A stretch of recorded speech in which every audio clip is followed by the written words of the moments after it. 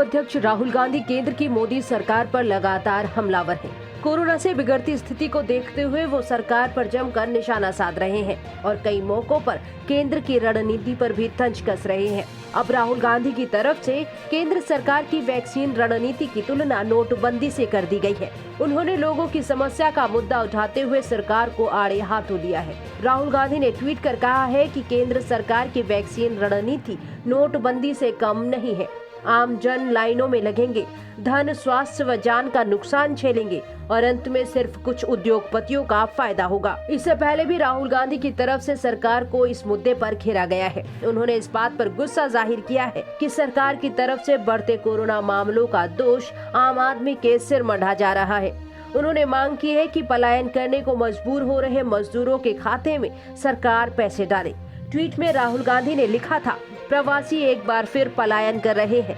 ऐसे में केंद्र सरकार की जिम्मेदारी है कि उनके बैंक खातों में रुपए डाले। लेकिन कोरोना फैलाने के लिए जनता को दोष देने वाली सरकार क्या ऐसा जन सहायक कदम उठाएगी? केंद्र सरकार की वैक्सीन रणनीति नोटबंदी से कम नहीं है।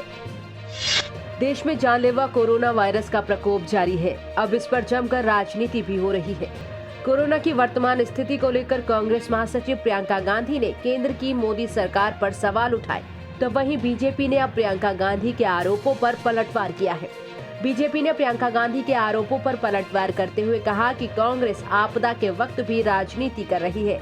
बीजेपी के राष्ट्रीय प्रवक्ता संबित पात्रा ने प्रियंका के आरोपों का जवाब देते हुए कहा कि जब राजनीति नहीं होनी चाहिए तब कांग्रेस पार्टी और खासतौर पर गांधी परिवार राजनीति कर रहा है। प्रियंका गांधी ने एक इंटरव्यू में जिस तरह से आलोचना की है वो देश देख रहा है, देश उनको जवाब देगा। गांधी परिवार का घमंड इस आपदा के समय देश के सामने झलक रहा है। संबित पात्रा ने आगे कहा, देश में घबराहट, अफरा तफरी और फेक न्यूज फैलाने की कोशिश की जा रही है। मगर बड़े दुख के साथ कहना पड़ रहा है कि जब राजनीति नहीं होनी चाहिए तब प्रचुर मात्रा में कांग्रेस पार्टी और खास करके गांधी परिवार राजनीति कर रही है। आज प्रियंका गांधी ने भी एक प्रेस कॉन्फ्रेंस किया है, प्रियंका गांधी ने भी एक इंटरव्यू दिया है, राहुल गांधी ने भी ट्वीट किए हैं जो कि वो हर दिन करते हैं। और जिस प्रकार से वो आलोचना कर रहे हैं, हमें लगता है देश ये देख रहा है और देश उन्हें जवाब भी देगा। बहुत दुख के साथ कहना पड़ रहा है, the arrogance of the Gandhi family, ये जो घमंड है गांधी परिवार का, वो कहीं न कहीं इस आपदा की घड़ी में संपूर्णतः देश के सामने झलक रहा है।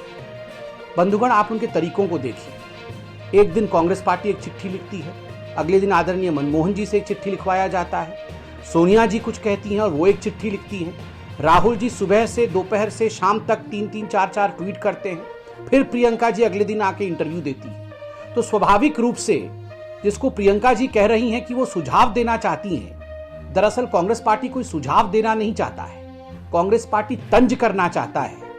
और अगर सही मायने में कहूं तो दुख के साथ कहना चाहता हूं, Congress party is trying to sell its failed product yet again and it is seeing the pandemic as an opportunity for the same. ये जो पैंडेमिक है, ये जो महामारी है, वहां किस प्रकार से अपने फेल्ड प्रोडक्ट को बेचा जा सके, फिर से उसे एक राजनीतिक रूप से लॉन्च किया जा सके, उसी का प्रयास आज पुनः गांधी परिवार कर रही है। गिद्ध दृष्टि से वल्चर पॉलिटिक्स करते हुए इस आपदा में, इस परिस्थिति में देश में कहीं ना कहीं पैनिक फैलाने की, कहीं ना कहीं अफरा तफरी की एक माहौल बनाने की कोशिश और फेक न्यूज फैलाने की कोशिश की जा रही है। महाराष्ट्र ने जैसे असंवेदनशीलता दिखाई, उसका नतीजा है कि आज लगभग 40 से 50% मामले एक ही राज्य से आ रहे हैं। प्रियंका, आज महाराष्ट्र की सरकार जो कर रही है उस पर आपके भाई एक शब्द नहीं बोल रहे। किंतु क्या ये सत्य नहीं है कि महाराष्ट्र ने जिस प्रकार से अपने आप को प्रिपेयर्ड नहीं किया, महाराष्ट्र की जो महाअघाड़ी सरकार है, उस सरकार ने जिस प्रकार से एक इनसेंसिटिविटी दिखाई, जिस प्रकार से वहां भ्रष्टाचार होता रहा, उसका नतीजा रहा कि आज लगभग 40 से 50% केस एक ही राज्य से आ रहा है और वो है महाराष्ट्र। प्रियंका जी, आज महाराष्ट्र की सरकार को लेकर आज वहां कांग्रेस जो कर रही है उस पर एक शब्द आप या आपके भाई नहीं बोल रहे। क्यों? वसूली का हिस्सा आपके परिवार को भी पहुंचता है, इसलिए आप चुप हैं और आप कहीं ना कहीं पैनिक और फेक न्यूज के माध्यम से देश के माहौल को बिगाड़ने की चेष्टा कर रहे हैं। समित पात्रा ने कहा, छत्तीसगढ़ में ये स्थिति इसीलिए है क्योंकि वहां की सरकार ने इसे नियंत्रित नहीं किया। वहां के मुख्यमंत्री प्रेस कॉन्फ्रेंस में कहते हैं कि हम वैक्सीनेशन नहीं कराएंगे। छत्तीसगढ़, आप छत्तीसगढ़ में देखिए, एक छोटा सा राज्य है, एक सम्मानित राज्य है, हम सब छत्तीसगढ़ को चाहते हैं, किंतु जो परिस्थिति आज कोविड की छत्तीसगढ़ में है, आखिर ऐसा क्यों बना? क्योंकि समय रहते छत्तीसगढ़ की सरकार ने उसे कंट्रोल नहीं किया। वहां जिस प्रकार की राजनीति हुई, वो अकेले ऐसे चीफ मिनिस्टर बने जो बाहर आके प्रेस कॉन्फ्रेंस करके कहते हैं कि हम तो वैक्सीनेशन नहीं करवाएंगे। वैक्सीनेशन के खिलाफ जिस प्रकार का एक माहौल राज्य में तैयार करने की कोशिश की गई, आज ये कहना अतिशयोक्ति नहीं होगा कि महाराष्ट्र और Chhattisgarh have become some of the largest contributors towards the surge of COVID.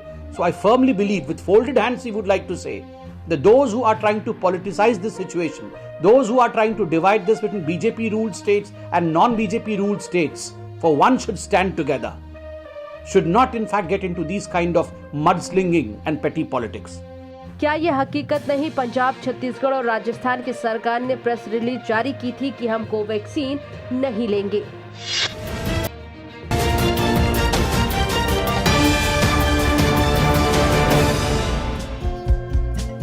हमारे चैनल को लाइक, शेयर और सब्सक्राइब जरूर करें और नई अपडेट्स के लिए बेल आइकन दबाना ना भूलें।